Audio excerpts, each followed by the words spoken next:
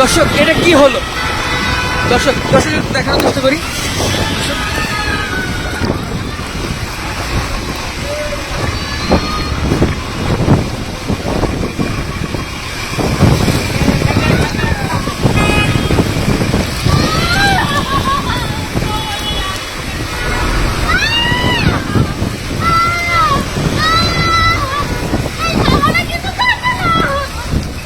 ওনাকে বসাই দেন, ওনাকে বসাই দেন, ওনাকে বসাই দেন, ওনাকে বসাই দেন, মাথায় পানি দেন।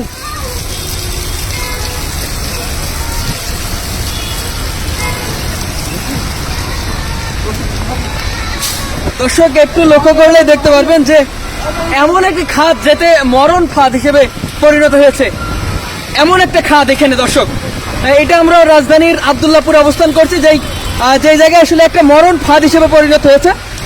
এক কথায় একটা এখানে 2 ফুট গভীর একটি খাদ, যেখানে সাধারণ মানুষদের একেবারে নাজেহাল অবস্থা।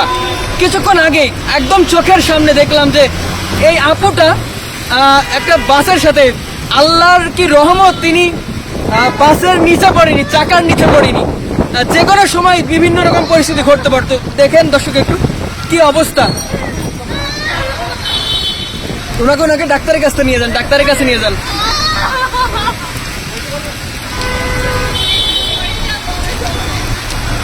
দর্শক এই যে এই খাতটাই কিন্তু এই ধরনের ঘটনাটি ঘটলো।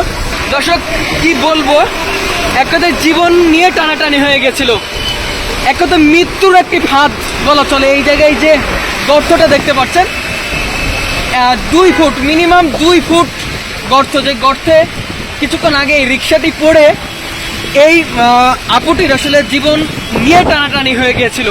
কারণ তিনি পাশ দিয়ে একটা বাস যাচ্ছিল, বাস যাওয়ার কারণে তিনি আসলে জীবনের ঝুঁকিতে আসলে কিছুক্ষণের জন্য আসলে বেঁচে গেছে, নইলে তিনি আসলে বাসের চাকার নিচে পড়তো।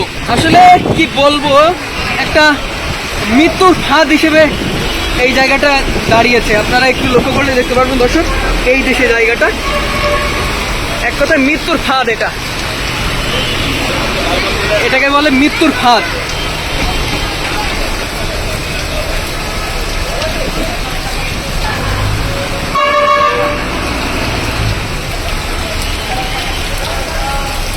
আচ্ছা আপু, আপনার যদি লাগে ডাক্তারের কাছে নিয়ে যাই, দরকার হয়।